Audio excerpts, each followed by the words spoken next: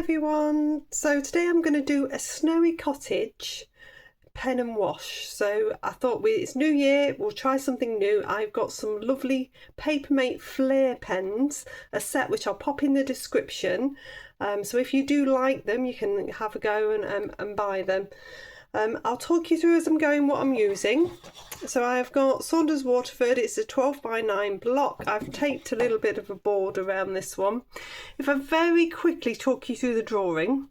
So I've started with a rectangle, taken 2 lines upwards, and then that's the top of the rectangle. I've kept it horizontal to the page. I've brought a little angle down here. I then replicated that smaller, just there. This apex, the important thing to remember is when you do an apex, that this side should be smaller than that side. So the top of the apex needs to come down, so you've got a bigger side there and a smaller side there, and that will tend to look okay. Little bit of a chimney coming up with an upwards arrow at the top because we're looking upwards. And I've gone dash, dash, dash, dash, dash, rectangle, rectangle with a little bit added off. I've got a dry stone wall, a rough tree, a shrub and a little shrub there. So we're keeping it nice and simple. As I go through, I shall talk you through the colours I'm using. I'm basically using leftover colours that are on a palette from a different day. I will be using a large round mop brush, around 6, around 10 and a rigger.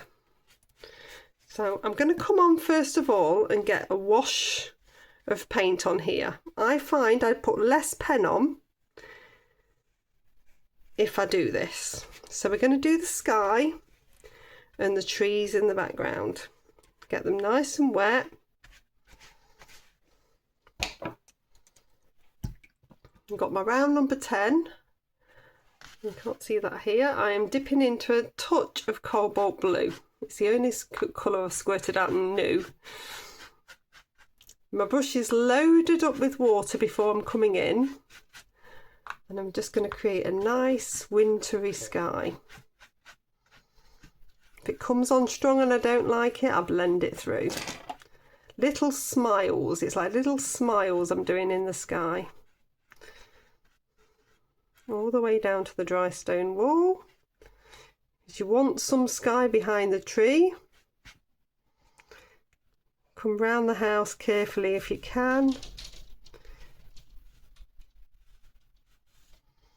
It's always good, especially if you're doing a snow scene, to have a little bit of blue around the tops of the roof, because it helps that stand out as snow.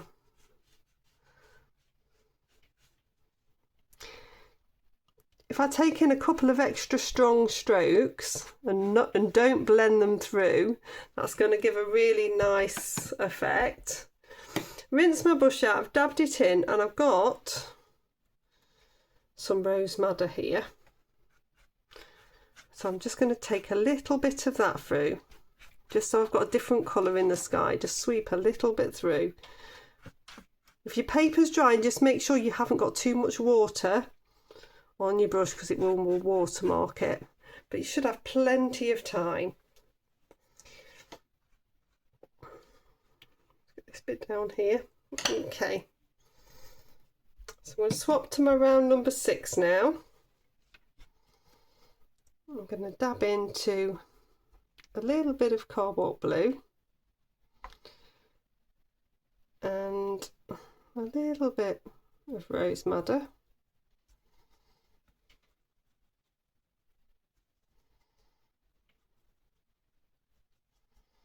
And a little bit of this is raw sienna, if I can get it activated. What I'm doing is mixing a brown with what I've already got, because in effect that is a yellow and a red and a blue. So it's the primary colours there. You could just use any brown. It's just it creates a synergy with the sky, and it's quite good with a snow scene not to have too many colours in there. You can see this looks really nice and subtle. So this is with my round number 6. I'm dabbing on,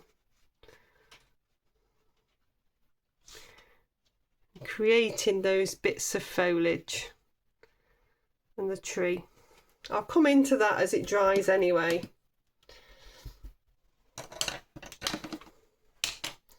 Then I want to get a glow on the snow in this bottom section. So wet my paper, and then with my round number 10 loaded with water, I'm going to dip in to the cobalt blue.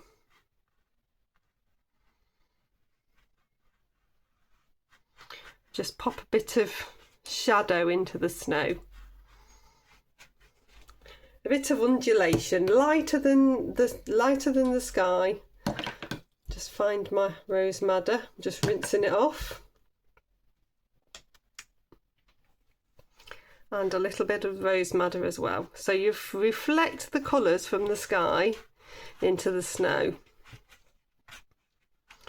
That should work really nicely. Okay, I'm going to dry that off. Okay, so that's nicely dry. I've got a little bit of kitchen towel, and where I've come over the edges onto the roof, not been very neat about my painting, I'm just going to lift a little bit off. So this is just lifting that edge off just with a damp bit of water and a damp brush and a bit of agitation. It just will soften it in a little bit. If you're using a wood quilt paper, that'll come straight off, but because it's a cotton paper, it's a little bit tougher. So you just have to agitate a little bit more. I'm going to do a couple of things before I come on with the pen. So the first one is to take some more of this cobalt blue and decide upon a direction of the light. So if the light is coming this way, then we will get some harder shadow. So if I pop in, so I'm basically shadowing where the house would be. You can have a little bit of a chimney there, where the shrubbery would be, and you'd have a very fine line where the wall would be as well. So it's just giving you an extra sense of shadow. I'd also just take in a few watery marks of the blue towards this bottom section, just to give it a little bit more in the foreground. So I'm just taking in a few dabs, random dabs, that's all it is. It's just going to create a sense of undulating snow and a little bit more shadow. If you think that that is too much, then just dab off with a dry bit of kitchen towel, and that will give it a more of a snow effect. It's a valid technique to dab off at that point. I'm going to grab a little bit of raw sienna and just come into the side of the house now. So I want this to be a different colour.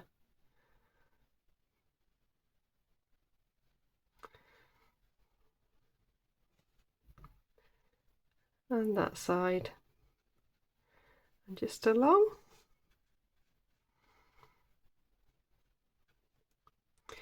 So you're creating that building nice and easily. That same raw sienna, I'm going to run just lightly. If you're really careful on this, you can leave little bits of white for snow on the top of the wall. So if you run it towards the bottom, you'll get an effect of snow on top of the wall, which is really nice. Into that shadowed, the dark mix that we use for the trees, I'm just going to run a little bit of that on the bottom of the wall. So it's still a bit damp, so it's just going to blend it a little bit. all the way through. Then I'm going to do a little bit just down that one side. If this is dry, it doesn't matter, you just add in an extra layer. This is so that you're getting that sense of light and shadow nice and easily. It's really simple and effective. I'm also just going to pop a little bit on the chimney, just there. Okay, I'm going to dry that off and then we'll come in with the pen. Okay, so that's nicely dry. So these are what I'm using. These are Papermate Flair pens. They're actually drawing or sort of colouring pens. And you can get a black, which is fantastic, which is actually a writing pen, but it has like quick ink in it. So when you wet it, the spread of the water-soluble ink is blue and pink within it.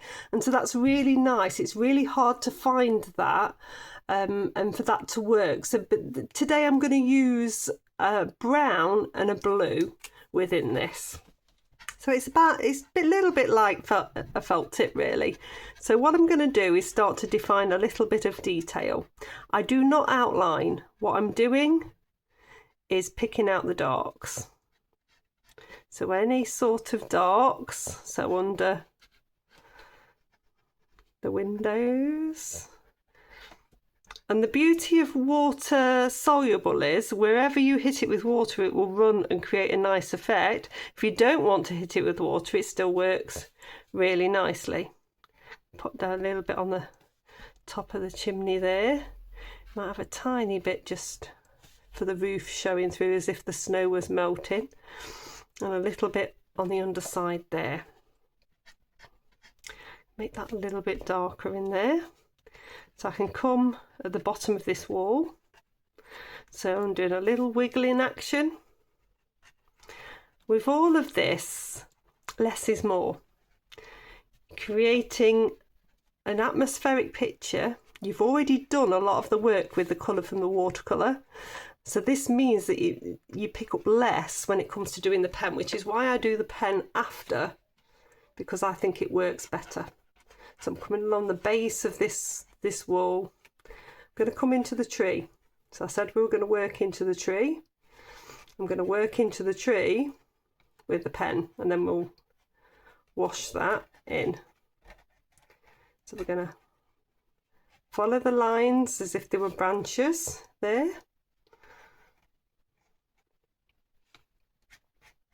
You can thicken some of it up. Then I'm going to take some squiggles in to build into the foliage. We're going to wet this with a wet paintbrush soon. So that's building that up. I'm also going to do the same with this shrub. I'm going to leave that one over there as it is. So this is just giving it a little bit more of a focal point around this area. What I will also do is add a few bits of grass or brambly bits growing through in the foreground.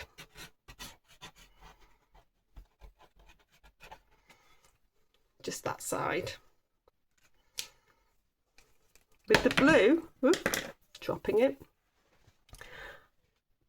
I'm going to just do a few little bits. So I'm going to take a little bit onto each of the roofs. I've tried to pick a blue that's tonally works with the picture so that I'm not going too mad. I'm going to add some extra bits of foliage in, but just sort of distant with the blue.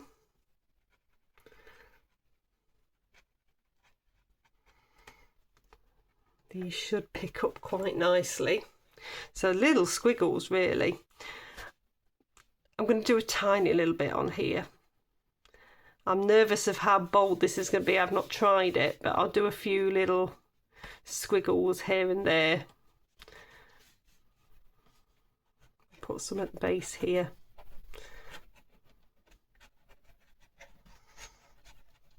Less is more. And then you want some water. I'm going to use a round number 6, so I'm nicely in control. Nice and clean. You're going to start to come in. I'm going to start with the darker areas. So this brown is lovely. It's got a really subtle red that splits out as well. I'll pop a link in for the ones that I purchased. Bring a little, you can just bring little bits of it, spread little bits, but you don't have to touch everywhere. We'll see what this blue is going to do on the roof.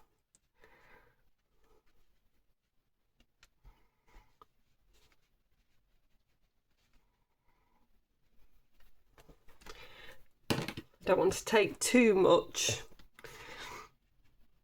too far. The blue's very, very subtly moving. The brown much more vibrant. So I'm just wetting through these. You'll see them start to move. What's quite nice is if you give it somewhere to go, you can blend them together even, just so you get that nice effect. So I'm wetting down to the wall.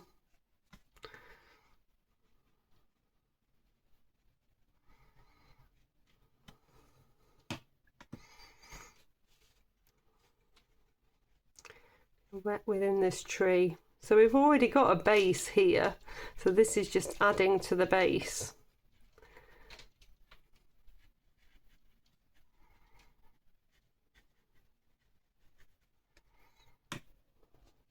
So I'm wetting the areas of foliage, but not the trunk. I'm leaving the trunk to work by itself. It's giving it a much more bold feel. Rinse my brush out because I don't want to pull anything colour wise into the snow. So I'm just wetting the wall again, just so that this just very slightly bleeds in to the wall.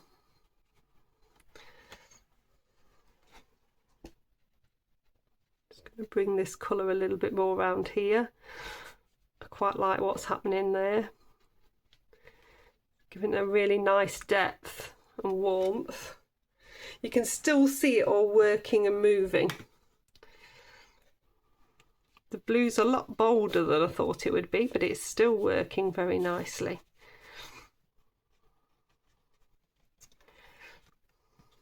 So I'm wetting the blue at the bottom and just touching in to the bottom of these areas, so that's going to start to bold that up. Then I don't want to take too much. I want a bit of both here. So if I just stroke through as if I was doing grasses, it's going to pull some of the colour but leave some harder. So I'm not hitting everywhere. I think that works really nicely. So I'll dry that one off. Okay, so I'm really pleased with how this is looking. It's got a really nice atmosphere. I'm going to just bring in, this is a little bit of the raw sienna. So I'm painting over the ink because I want to bold up some of the areas on the foliage. So this is just with my round number 6 and some dabs of raw sienna. It's not particularly clean raw sienna that's left on my palette. I just want to just bold those areas up a little bit. I think it's working really nicely and it just needs that extra little bit of warmth in there. And we've already got the base, we've already got the texture from the ink, so this is just adding some final little touches. I'm also going to come back into this cottage just with a bit more raw sienna, just layering it up. I am being careful not to touch any more of the ink. I don't want that to spread. I just want to give it an extra depth and an extra bit of warmth, and I think this is doing that. So you don't have to even hit everywhere.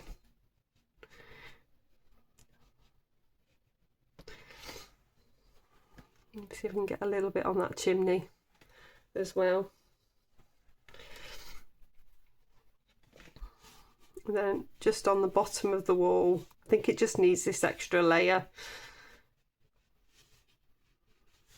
Building up an extra layer can give a real extra bit of depth. You can see that's working really nicely. Working really nicely now. And I'm going to take some of that same raw sienna just in.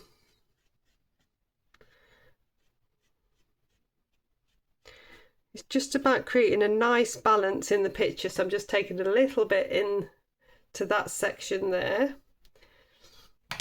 And then I would like to make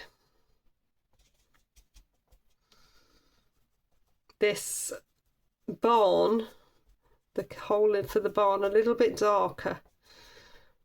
So if I take a combination of those three colours again, the raw sienna, the rose madder and the blue, and get a really nice dark, because this is more of a grey, I'm just going to bold that up in that centre, because I think that holds better to be darker. Okay, so I'll take the tape off. There we go, so that's all finished. It's a really effective way of doing a loose pen and wash, and I really do rate the Papermate Flair pens. I'll pop a link in the description, and they're really affordable as well. So if you've enjoyed this, please do like, subscribe and share.